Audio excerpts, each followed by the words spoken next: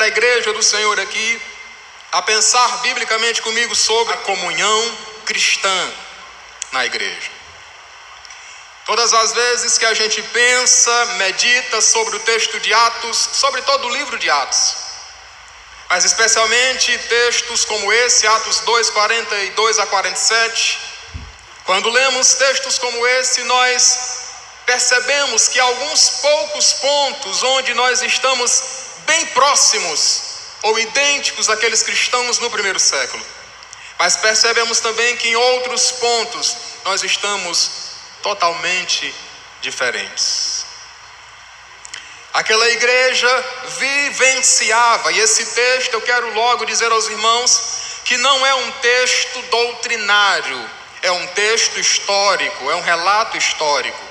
Texto doutrinário, por exemplo, são as cartas paulinas, os ensinos diretos de Jesus, onde se prega, se ministra, se ensina e se exige daquele que ouve um cumprimento daquilo que foi ensinado. São os textos doutrinários. Esse texto é um relato histórico. O escritor e evangelista Lucas está descrevendo aqui as vivências, as experiências da igreja cristã no primeiro século. Isso não quer dizer de forma alguma que nós tenhamos que imitar à risca ou ao pé da letra tudo aquilo que aquela igreja fez está relatado aqui. Mas as experiências que aquela igreja vivenciou são exemplos para nós, a igreja do século 21. Porque foram experiências, foram práticas, foram ações que agradaram ao Senhor. E Paulo, escrevendo aos Romanos capítulo 14, versículo 4, ele diz que tudo quanto dantes foi escrito para o nosso ensino foi escrito. A comunhão cristã na igreja. A comunhão, ela é uma ação prioritariamente do Espírito Santo. Parece que naqueles dias da igreja o egoísmo desapareceu, pecados começaram a sumir e a igreja de Cristo vivenciou ali uma comunhão tão íntima, tão profunda dos membros entre si, que aquilo acabou por impactar também a sociedade da sua época. Todos os dias, o texto bíblico diz no versículo 47, acrescentava o Senhor à igreja aqueles que se haviam de salvar. A união ou a comunhão na igreja é uma ação prioritária do Espírito Santo. É o Espírito Santo que desenvolve isso na igreja, quando você que somos a igreja de Jesus, damos lugar a este Espírito. A comunhão cristã também, ela torna a igreja um corpo espiritual perfeito. Mesmo composto ou composta de pessoas diferentes, racialmente falando, pessoas que têm costumes diferentes, têm condições diferentes, socialmente são alguns diferentes, mas essas diferenças não surgem efeito ou não se manifestam quando a igreja está em comunhão. Mesmo a despeito das diferenças dos seus membros, diferenças raciais, diferenças culturais, diferenças econômicas, toda a igreja funciona como um corpo perfeito para a glória do Senhor. Homens, mulheres, crianças, pretos, brancos, pardos, ricos, pobres, todos são um em Cristo Jesus. É a união, a comunhão da igreja que faz isso. Eu quero aqui dividir em 3 partes para que a gente possa entender melhor. Primeiro, vamos aqui compreender a definição de comunhão. Quando a gente parte para os dicionários da língua portuguesa, por exemplo, ele vai dizer ou vai sinalizar que comunhão é o ato, efeito de comungar. É harmonia entre ideias, sentimentos e ações. São várias pessoas pensando a mesma coisa.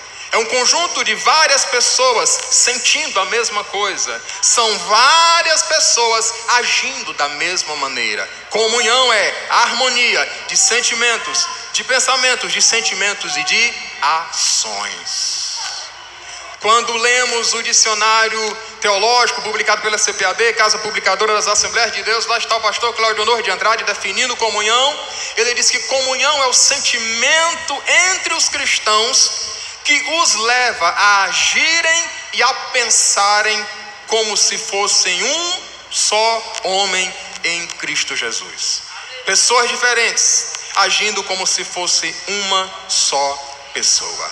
É impossível nos dias de hoje a igreja desfrutar de verdadeira e íntima comunhão se não entendermos que precisamos estar preocupados profundamente uns com os outros.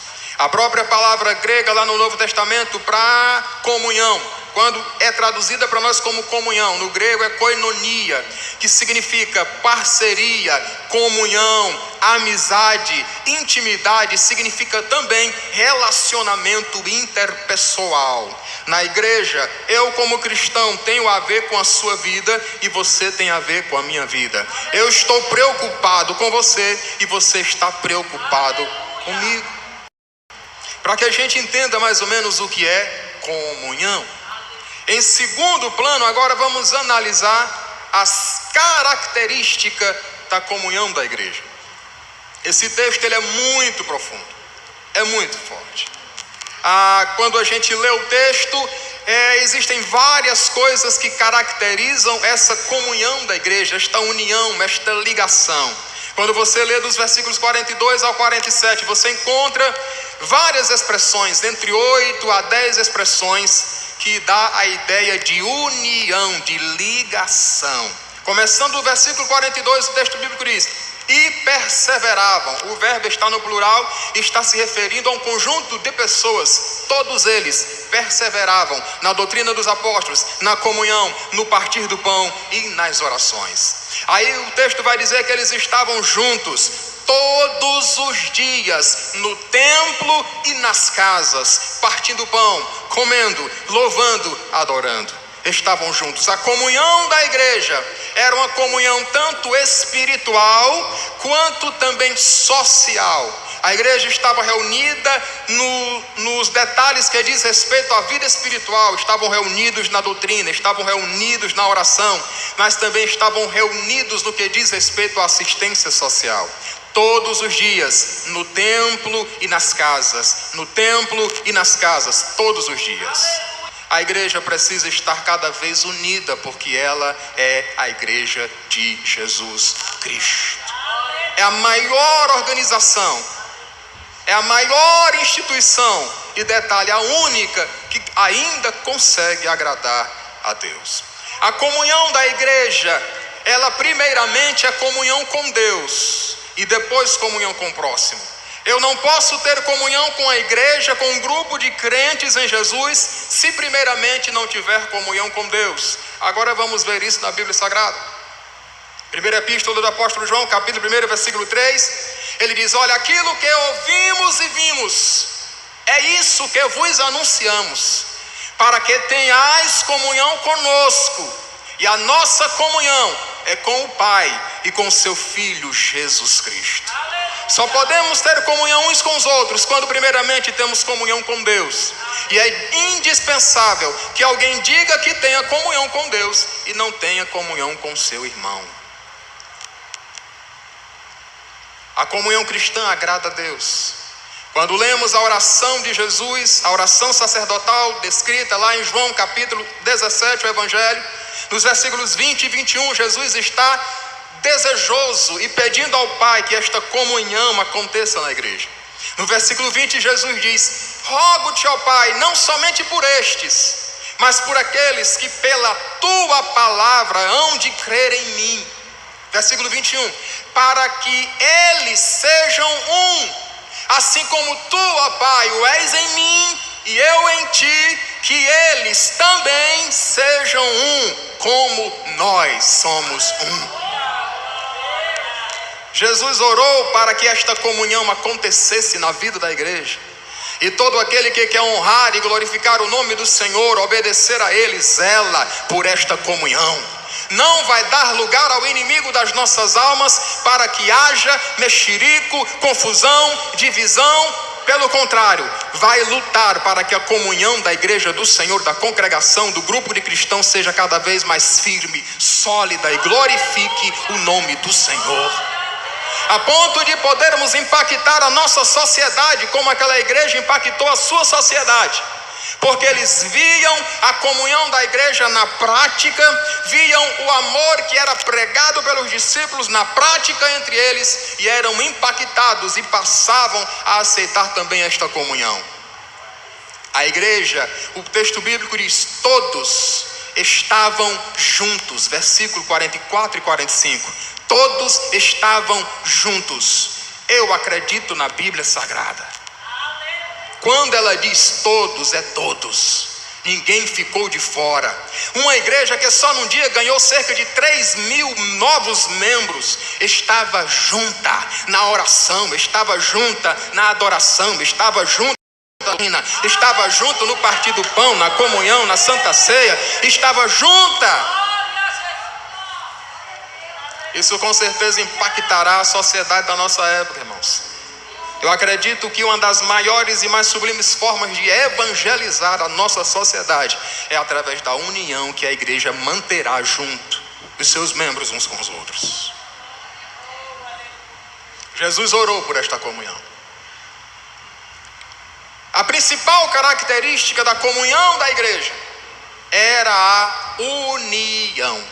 Eu poderia falar de outras características dessa comunhão, mas vou falar só sobre união. O texto é muito claro, estavam unidos. O escritor Lucas enfatiza isso, o Espírito Santo usando ele enfatiza isso. Estavam juntos, eram muitos, mas estavam juntos. Certo pastor já disse que a desunião em um grupo é o primeiro sinal que tudo dará errado. Um reino dividido não consegue prosperar. Somente unido. A igreja precisa manter-se unida. De verdade. Aleluia, Jesus. União. Eles estavam unidos na oração e na doutrina, mas estavam unidos também nas questões sociais. Os versículos 44 e 45 dizem: todos os que criam estavam juntos e tinham tudo em comum. Vendiam suas propriedades e bens e repartiam com todos, segundo cada um tinha necessidade. Eu falei aqui no início que é um texto histórico, é um relato de experiências e prática vivida pela igreja. Não é um texto doutrinário, mas tem exemplos para nós. A comunhão naquela igreja era tão grande, estavam uns preocupados com os outros, que alguém não podia ver o irmão sofrer uma necessidade sem tentar resolver. Aleluia. Ninguém era obrigado nem era exigido a vender propriedades. Pode verificar o texto bíblico. Aquilo era feito de forma voluntária. Aleluia. Lembram de Ananias? Que quis ficar bem na fita? Que quis transparecer ou vender uma imagem que ele não tinha? Vendeu a propriedade, combinou com a esposa. Atos capítulo 5 está relatado isso. Vamos dizer que foi essa quantidade. Vamos colocar lá nos pés dos apóstolos. Eles queriam aplausos, eles queriam nome, eles queriam lembrança, queriam exaltação que vem dos homens, aplausos que vem dos homens. E Ananias perdeu a vida. Pedro ainda deu uma oportunidade para ele, Deus ainda deu uma oportunidade para ele. Ananias, foi por tanto mesmo que você vendeu? E ele segurou o erro. Foi. Ele disse: Ananias, a propriedade era tua e vendida, o valor estava em tuas mãos, tu ia fazer o que quisesse. Mas porque tu mentistes ao Espírito Santo, tu vai morrer. E ele caiu ali morto. Cerca de 3 horas depois, o culto era longo, viu? Cerca de 3 horas depois, a esposa entrou sem saber de nada que estava acontecendo, meio à toa, meio aérea. Porque tem gente que é assim, as coisas estão acontecendo e ele não está percebendo nada. Entrou e aí Pedro disse: olha, vocês venderam aquela propriedade, portanto. Ela: sim, confirmou. E Pedro disse: olha, está chegando aí os jovens que levaram teu esposo para a sepultura e vão levar também a ti. A mulher caiu, morreu. E eles levaram para sepultar. E a Bíblia diz no versículo 11 do capítulo 5 de Atos: por causa disso houve um grande temor na igreja e naqueles que ouviram estes fatos. Escute o Espírito Santo falando. Deus está vivo. Ele não morreu. Ninguém engana a igreja do Senhor. Ninguém se meterá besta com a igreja de Cristo, com a noiva que está sendo adornada pelo Espírito Santo, porque poderá pagar um preço muito caro.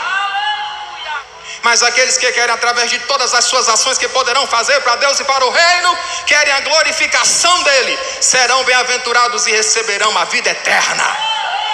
A igreja tem dono, o seu dono é o Senhor Jesus Cristo, e está presente aqui nessa noite.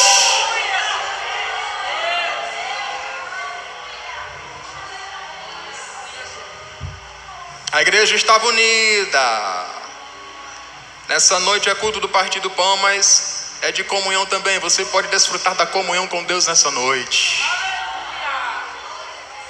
Não se preocupe, somente adore e cultue, porque Deus conhece as suas necessidades. Ele estará trabalhando em tudo que diz respeito à sua vida. A igreja estava unida. Ninguém era obrigado a vender, mas eles se sentiam compungidos. Era o amor de Deus em seus corações, e eles produziam alguma coisa para glorificar o nome do Senhor. De forma que a Bíblia diz: nenhum tinha necessidade. Nenhum passava por necessidade. Quando vinha ao conhecimento da igreja, rapidamente os cristãos se mobilizavam e aquela situação era sanada e o nome de Deus era glorificado. Paulo, escrevendo aos Gálatas, capítulo 6, versículo 10, diz: portanto, enquanto temos tempo, façamos o bem a todos, mas principalmente aos domésticos da fé, a família da fé.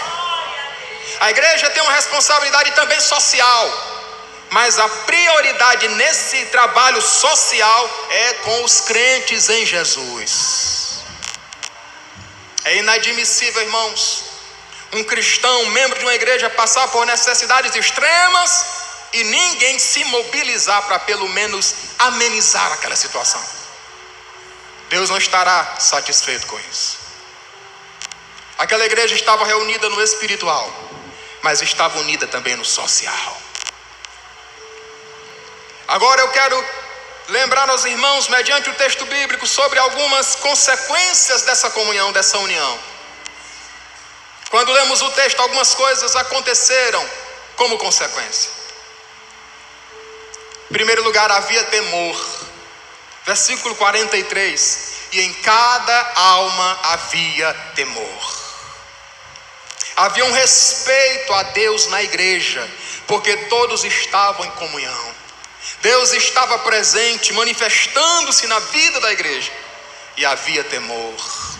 Ninguém ousava ali a desrespeitar a Deus, porque sabia, tinha consciência que poderia ser penalizado.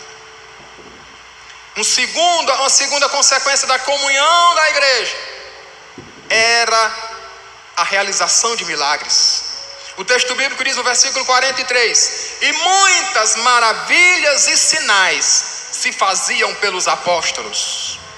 Deus usou a liderança daquela igreja para realizar milagres, prodígios, sinais, e dessa forma consolidar aqueles que estavam acreditando na fé em Jesus e também confirmar a pregação da sua palavra. O outro sinal, o terceiro, eu vou deixar por último, que é exatamente a assistência social. O quarto sinal era o crescimento da igreja.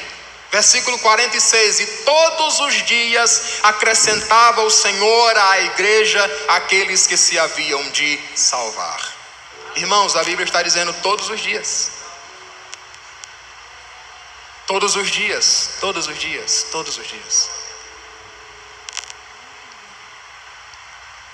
Precisamos falar de Jesus todos os dias. Todos os dias a igreja, através dos seus membros que estão espalhados no mundo aí, no trabalho, na vizinhança, em todos os lugares, a igreja tem a oportunidade de falar de Jesus. Uma quinta consequência ou resultado era o louvor da igreja, a adoração da igreja, versículo 47. Louvando a Deus, diz o texto. Louvor é aplauso, é exaltação, é glorificação. Quando a igreja está realmente unida e em comunhão, a adoração flui de maneira mais natural. Às vezes a igreja se reúne, o número, mas a coisa parece que não anda, o negócio fica meio travado, porque apesar da multidão não há unicidade nem união. É preciso, quando a igreja se reúne em grande número, estar também em plena comunhão, para que o louvor e a adoração flua e Deus se manifeste como deseja fazê-lo. A terceira consequência, o resultado daquela comunhão, que eu quero comentar aqui por último, é assistência social. Eu já citei o texto. Todos os que criam estavam juntos e tinham tudo em comum. Tudo em comum. Pastor Claudionor de Andrade, comentando o primeiro trimestre de 2011, em uma lição que foi comentada no livro de Atos, em uma lição relacionada a essa questão social, ele escreveu o seguinte: uma igreja que cultiva a verdadeira comunhão cristã não permitirá que nenhum de seus membros passe necessidade.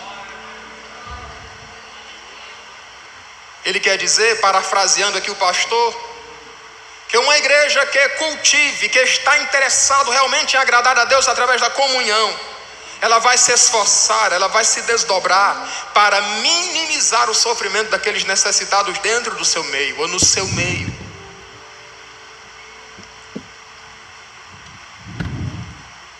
Quando lemos a Bíblia Sagrada em 1 João, capítulo 3, versículos 16 a 18, o apóstolo João está dizendo, versículo 16, 3,16: esta é a caridade, que Ele nos amou e deu a vida por nós, e nós devemos dar a vida pelos nossos irmãos.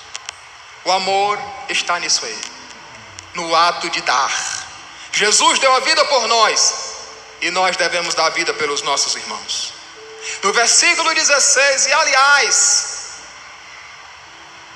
Deus nos amou, está escrito em João 3,16: Deus amou o mundo de tal maneira que deu seu Filho unigênito, para que todo aquele que nele crê não pereça, mas tenha a vida eterna. Eu sei que Deus me amou, porque Deus deu Jesus para morrer por mim. O amor, ele tem prova, ele tem evidência, ele se manifesta. Deus disse que ama o homem e provou enviando Jesus para morrer por nós. Isso é amor. Aí João está dizendo, o amor é isso, que Ele nos amou e deu a vida por nós, e nós devemos dar a vida pelos nossos irmãos. No versículo 17, João vai dizendo: quem pois tiver bens do mundo e vendo seu irmão necessitado lhe cerrar as suas entranhas, lhe cerrar o seu coração, fechar a mão, aí João pergunta: como estará nele o amor de Deus? É uma pergunta retórica, é uma pergunta que tem resposta. Desse jeito não haverá amor nessa pessoa. Aí no versículo 17, João adverte carinhosamente, chamando os seus ouvintes, os seus interlocutores, os cristãos, de filhinhos, meus filhinhos. Não amemos de palavra nem de língua, mas por obra e em verdade. O verdadeiro amor, ele é materializável. O verdadeiro amor, ele vai mais do que palavras ou declarações, ele se materializa. Deus disse que ama o ser humano e mandou Jesus aqui para morrer por nós como prova do amor. O esposo que diz que ama a esposa cuida dela. A esposa que diz que ama o esposo cuida dele, zela por ele. Quem diz que ama o irmão vai fazer alguma coisa para mostrar que ama esse irmão. João está dizendo: não amemos de palavra nem de língua, mas por obra e em verdade. O amor cristão, João está dizendo, precisa ser materializado. O apóstolo Paulo defende que a salvação não é pelas obras, é pela graça. O escritor Tiago defende que a salvação é pelas obras. Diante de Deus nós somos justificados pela fé, mas diante dos homens somos justificados pelas obras. Ninguém vai entender que eu amo você se eu não provar que amo. Mas quando veem esse amor materializado, manifestado na vida da igreja, serão impactados pelo amor de Deus que está vivo na vida e na experiência da igreja. Para concluir, eu quero lembrar a parábola do samaritano. Em Lucas capítulo 10, a partir do versículo 25, Jesus está discursando, está ensinando, está ministrando. E um doutor da lei, um especialista nas escrituras, alguém que conhecia muito bem, que entendia muito bem a letra da lei, chegou para Jesus e diz: mestre, o que farei para herdar a vida eterna? Aquele que o homem queria ser salvo, queria saber como conseguir a vida eterna. Só que o texto diz que ele estava tentando apanhar Jesus, estava colocando à prova. Mas Jesus não perde as oportunidades. Jesus trata o ser humano em todas as dimensões. Alguém poderá vir para cá pensando uma coisa, mas aqui Jesus vai apanhar ele pela palavra. Vai transformar ele, porque aqui é lugar de bênção, é lugar onde a presença de Deus se manifesta. Aí aquele doutor da lei perguntou: mestre, que farei para herdar a vida eterna? Aí Jesus falou uma coisa interessante: o que está escrito na lei, como a lês? Preste atenção, uma coisa é o que está escrito, outra coisa é como a gente entende que está escrito. Jesus perguntou para ele: o que está escrito na lei e como a lês? O que está escrito e como você entende? Aí o doutor da lei fala para Jesus: não, está escrito: amarás o Senhor teu Deus de todo o teu pensamento, de todo o teu entendimento, de todas as tuas emoções, de todas as tuas forças, e ao teu próximo como a ti mesmo. Aí Jesus diz para ele: respondeste bem, faze isso e viverá. Pronto, faça isso e você vai viver.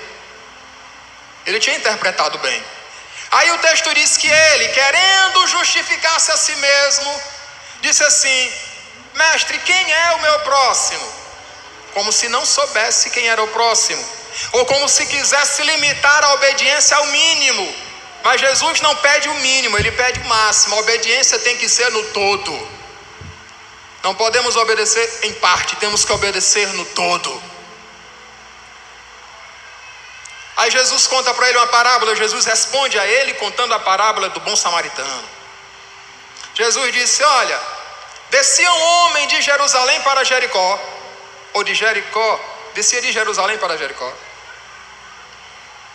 e foi apanhado por salteadores, por ladrões, que levaram seus bens, lhe machucaram, lhe deram uma surra e deixaram ele meio morto, semi-morto, quase morto, desmaiado e ferido. Ocasionalmente passava por ali também um sacerdote, um homem que lidava com as coisas divinas, um homem que lidava com o espiritual, que ministrava o culto a Deus. E chegando ali e vendo, passou de largo. Passou por ali também um levita, aquele que auxilia o sacerdote no culto a Deus. E vendo, passou de largo. Jesus enfatizou que tanto o sacerdote como o levita viram aquele homem, mas passaram de largo. Aí Jesus diz: e um samaritano em viagem, chegando ali e vendo aquele homem, foi movido de íntima compaixão. Oh, irmãos, quando um sacerdote não se move de compaixão por alguém que está precisando de ajuda, a coisa está crítica para ele. Quando um levita, vendo alguém necessitado, não é capaz de se mover numa emoção para ajudar aquele irmão, uma situação está crítica para ele. O samaritano, ele era ridicularizado, era posto à margem da sociedade, porque era judeu, mas era misturado com outras nações, e tinha um culto um pouco diferente do que era realizado em Jerusalém, mas acreditava na vinda do Messias. O samaritano chegou ali e deu assistência, sarou as feridas daquele homem, colocou azeite, vinho, enfaixou ele, colocou ele sobre o seu próprio animal e levou até a estalagem mais próxima, a hospedaria mais próxima. No dia seguinte, tendo que partir, chamou o dono da estalagem, da hospedaria, e deu a ele 2 denários. Está em Lucas capítulo 10, a partir do versículo 25.